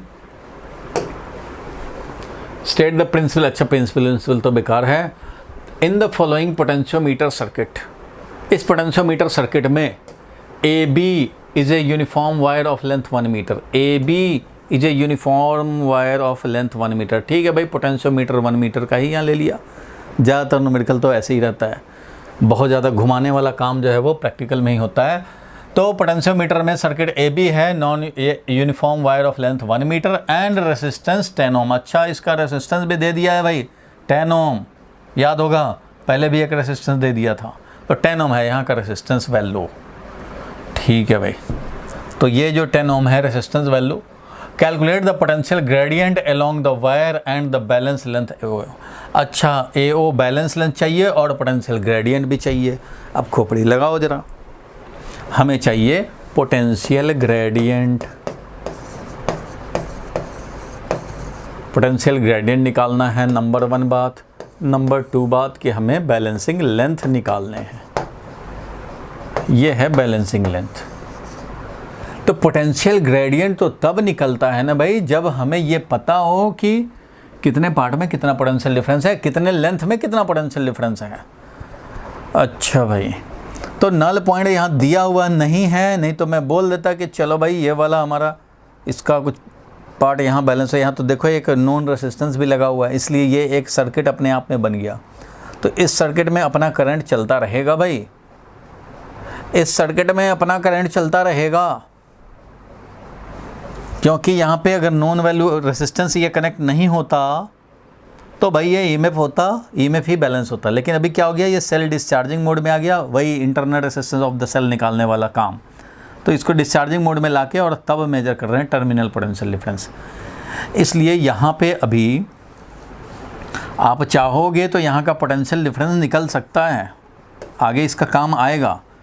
क्यों? क्योंकि ये एक इंडिपेंडेंट लूप हो गया, ये एक अलग इंडिपेंडेंट लूप हो गया, और जो कनेक्टिंग वायर है इसमें कोई करंट नहीं है, ये जो कनेक्टिंग वायर है इसमें कोई करंट नहीं है। तो ये जो इंडिपेंडेंट है इसमें चाहे तो हम लोग आई डैश करंट को निकाल सकते हैं। अगर ये आई डैश है करंट तो ये आई डैश का वैल्यू हम लोग निकाल सकते हैं। I dash value is EMF divided by total resistance. Total resistance जो कि हमारा R1 प्लस R2, ऐसा समझ ले, दो रेसिस्टेंस यहाँ दिख रहे हैं भाई। तो ये आई डैश का जो वैल्यू आया, आई डैश का वैल्यू आ गया, ईएमएफ है 1.5 divided by R1 plus R2 1.2 plus 0.3, ये भी 1.5। इट मीन्स कितना है करंट? तो भाई करंट है 1 एम्पियर, करंट है इसमें 1 एम्पियर। ये 1 एम्पियर का करंट चल रहा है बंधु, आई डैश का वैल्यू है 1 एम्पियर। ठीक है भाई, तो पोटेंशियल डिफरेंस जो ये बैलेंस कर रहा है, बैलेंसिंग लेंथ, ये जो बैलेंसिंग लेंथ कितना पोटेंशियल डिफरेंस, तो इसके अक्रॉस टर्मिनल वोल्टेज, या फिर बोलें ये वाला IR, इस ब्रांच से बोलें तो भी वही बात, यहाँ से बोलें तब भी वही बात। अगर यहाँ से बोलते हैं तो सीधा IR मतलब 1 एम्पियर इंटू R, यानी 0.3 वोल्ट। ये जो हमारा बैलेंसिंग लेंथ जो बैलेंस कर रहा है वो कितने वोल्टेज को कर रहा है भाई? तो ये वोल्टेज कर रहा है I इंटू R, ये वाला।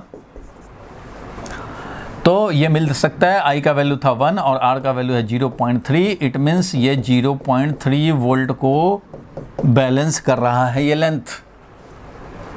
यहाँ से निकाला आई आर, पोटेंशियल डिफरेंस मिल गया। या तो यहाँ से निकाल सकते थे तुम, तो अगर ये ऊपर वाले ब्रांच से निकालते, किसी के खोपड़ी में अगर ये लगे तो भाई यहाँ से भी कर सकते हो। यहाँ से यहाँ जाएंगे तो क्या होगा पोटेंशियल डिफरेंस, करंट हमें अपोजिट में मिल रहा है। कितना वैल्यू ऑफ करंट था 1 एम्पियर, तो लिखेंगे माइनस पोटेंशियल ड्रॉप जो मिल रहा है हमें वो हो गया minus 1.2 into I dash. 1.2 into I dash है 1 एम्पियर और प्लस 1.5, तो वैल्यू कितना हो गया भाई, तो वैल्यू हो गया माइनस 1.2 और प्लस 1.5 मीन्स 0.3 वोल्ट।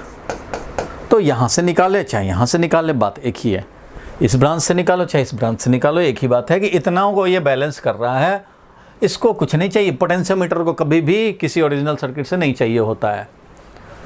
पोटेंशियोमीटर को बोला जाता है कि potentiometer is based on null point deflection method, मतलब null point deflection, null point मिल जाए, डिफ्लेक्शन 0 रहे, नल डिफ्लेक्शन रहे, तब ही इसका रीडिंग लेते हैं और पोटेंशियल डिफरेंस के बारे में कहते हैं।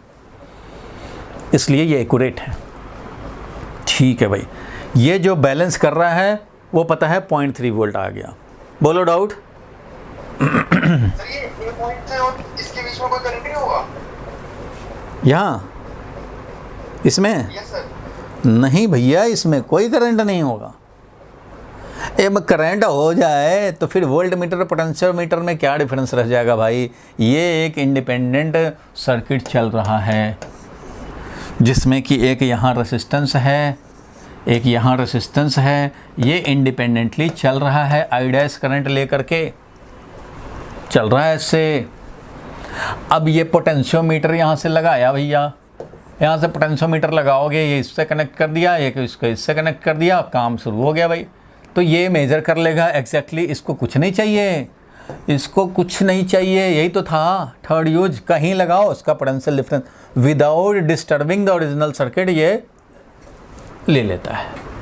आप क्या सोच रहे हो, इसमें करंट और इसमें नहीं करंट? अरे भाई होगा तो दोनों में करंट होगा। जब नल पॉइंट पे नहीं टच करोगे तो दोनों में करंट होगा, टच करोगे तो करंट इसमें नहीं होगा। इसमें नहीं होने का मतलब है यहाँ भी नहीं होना, और ये करंट इसमें का अलग चलता रहेगा। ये आई करंट है, आई करंट है, आई करंट है, आई करंट है, आई करंट है, इधर आई डैश करंट है, आई डैश करंट है, इधर आई डैश करंट है। ठीक है, ये भी आई डैश करंट है। इसमें करंट 0 है, इसमें करंट 0 है। कुछ और लोगों को कन्फ्यूज़न हो तो बताओ भाई, मैं कुछ और दूसरे मेथड से भी बताऊं।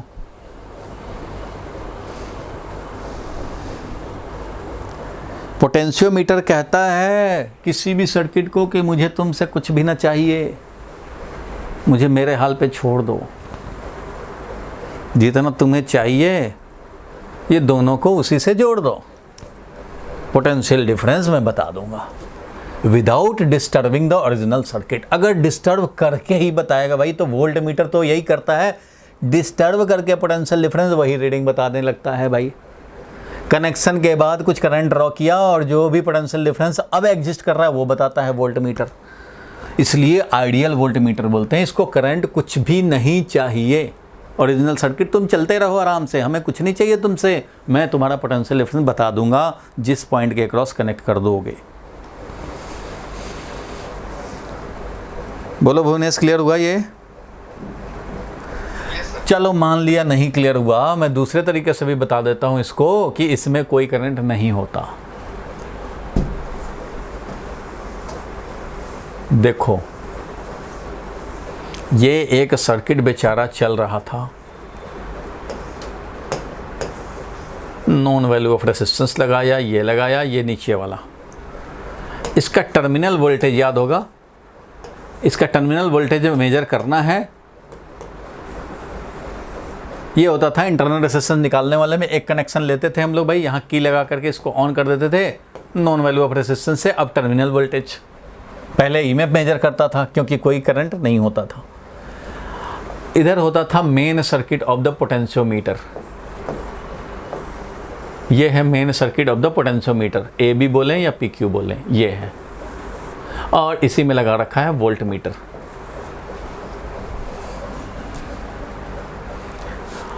अब देखो ध्यान से भाई,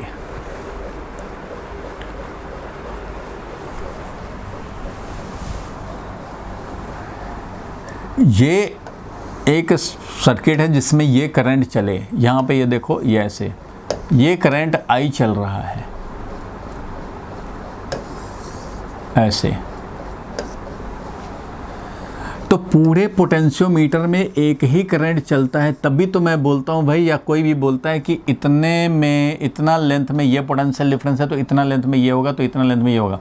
कभी भी एक पोटेंशियोमीटर वायर में एक ही करंट चलता, चेंज नहीं होता कि इतने दूर में कुछ और इतने दूर में कुछ और, ऐसा तो होता नहीं है। बेसिक प्रिंसिपल ये है पोटेंशियोमीटर का, पूरे वायर में एक करंट चलने हैं और जितना लेंथ उतना पोटेंशियल डिफरेंस करस्पॉन्डिंगली, क्योंकि ये होता है rho L by A resistance उस पार्ट का मल्टीप्लाइड बाई ये करंट, तो इस तरह से हमें potential difference directly proportional to length मिलता रहता है। अगर ये I है और यहाँ पे अगर I0 चला जाए तो इसका मतलब कि I माइनस I0 यहाँ मिलेगा, और I माइनस I0 मिलेगा यहाँ, तो ये जब I0 जाएगा तो इधर से I0 आएगा भी, और इधर से I0 आएगा तो यहाँ पे अलग हो जाएगा कुछ करंट, यहाँ का अलग हो जाएगा, यहाँ अलग हो जाएगा, जो कि पोटेंशियोमीटर के प्रिंसिपल के अगेंस्ट हो जाएगा। और ये अगर हमारा ये I डैश भेज रहा हो, I डैश, और यहाँ से कुछ इसमें चला जाए तो इसका मतलब ये I डैश नहीं रहेगा, इसको I डैश नहीं रह पाएगा अगर यहाँ चला जाए तो। इसका मतलब इधर कुछ भी करंट नहीं होना है, जीरो होना है।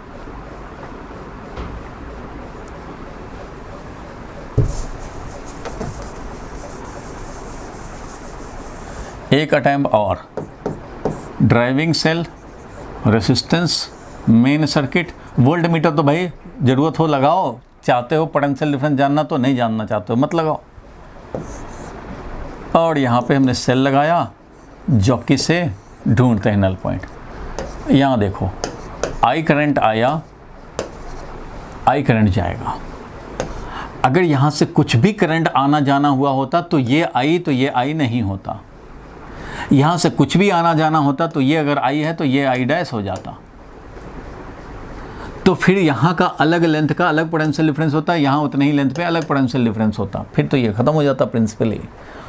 और इस कंडीशन में जब यहाँ करंट होता तो नल पॉइंट ही नहीं मिलता मेरे भाई, करंट दिखाता रहता कभी इधर कभी उधर कभी उधर, तो रीडिंग कब लेंगे, कहेगा रीडिंग लेंगे जब हमारा करंट दिखा रहा, तो इसका मतलब नो गारंटी कि ये पोटेंशियल डिफरेंस हमारा ये पोटेंशियल डिफरेंस है। जब करंट दिखा रहा है तो एक ही पॉइंट पे होता है जब करंट नहीं दिखाता है, जीरो करंट होता है, बाकी सारे पॉइंट पे करंट दिखाता रहता है। तो रीडिंग कौन सा लोगे भाई, कौन सा रीडिंग लोगे जब करंट हर जगह दिखा ही रहा है? तो करंट लेते हैं उसी पॉइंट पे जब हमारा null deflection in the galvanometer, ऐसा पॉइंट। तो बेसिक पोटेंशियोमीटर का काम ही मतलब रीडिंग लेते हैं नल पॉइंट जब आता है तब, तो इसका मतलब क्या, यहाँ करंट जीरो होना है तब, और ये करंट जीरो है तो ये भी करंट जीरो है, क्योंकि ये यहाँ पर अगर जीरो, मान लो गैल्वेनोमीटर से देखा तुमने यहाँ करंट जीरो है, रीडिंग लिया, तो जब यहाँ पे करंट जीरो है तो यहाँ भी करंट जीरो ही रहेगा। यहाँ करंट जीरो होने का मतलब है कि ये I आया, ये I आया, ठीक है। यहाँ पे करंट जीरो होने का मतलब है जितना ये करंट है उतना ही ये करंट I है, तो ये भी I है, तो ये भी I है मेरे भाई, ये भी I है मेरे भाई, ये भी I है, ये भी I है। और यहाँ पे अगर यहाँ पे कुछ भी करंट जाएगा तो यहाँ पे तो I माइनस I0 हो जाएगा, और I माइनस I0 हुआ, इधर से कुछ आया ही नहीं, इधर से कुछ आया नहीं, तो ये I माइनस I0 हो जाएगा ना, तो फिर ये I कैसे रहेगा? यहाँ से कुछ आना नहीं है तो यहाँ अलग करंट, यहाँ अलग करंट कैसे हो जाएगा? यहाँ से जब कुछ आ ही नहीं रहा है भाई, तो इसका मतलब ये करंट सेम है, और ये वाला तभी सेम होगा जब यही वाला यहाँ जाए, क्योंकि यहाँ वाला देखो, ये वाला तो यही बन के यहाँ आ रहा है, तो ये वाला करंट ये वाला हो, दोनों सेम हो, तभी होगा जब यहाँ से कोई करंट आना जाना ना करे। इसमें करंट गैल्वेनोमीटर ने जीरो बता दिया तब तुम अपना काम करते हो, अदरवाइज करना ही नहीं, तब तो पोटेंशियोमीटर फेंक दे। अगर हम लोग नल पॉइंट ना देखें और ऐसे ही रीडिंग लेते तो यहाँ भी सब में करंट आएगा। रीडिंग का मतलब क्या है? ये करंट अगर जीरो है, नल पॉइंट लेते हो, तो इसका मतलब ये करंट इक्वल टू ये करंट, और यही करंट तो ये है, तो ये वाला करंट इक्वल टू ये करंट होना है, तो इसको जीरो होना पड़ेगा। इसलिए भूल के भी ये मत सोचना कि इसमें चाहे इसमें करंट है, करंट है तो रीडिंग नहीं लेना है, क्योंकि जब नल पॉइंट पे नहीं कनेक्टेड होगा तो करंट होगा दोनों में। यहाँ कनेक्ट कर दिए, करंट होगा दोनों में। जब यहाँ कनेक्ट किया तो करंट नहीं है, नहीं है मतलब दोनों में नहीं है। ये इंडिपेंडेंट, ये इंडिपेंडेंट, और ये इंडिपेंडेंट है। कनेक्ट किया, कोई यहाँ पे करंट नहीं लिया इसने, ओरिजिनल सर्किट से कुछ भी नहीं लिया, और इसका पोटेंशियल डिफरेंस बता दिया। यही तो बेसिक प्रिंसिपल है और यही डिफरेंस है वोल्ट मीटर और पोटेंशियोमीटर में। अगर ये बात नहीं क्लियर करेंगे तो आपको फ़ायदा क्या हुआ पोटेंशियोमीटर का।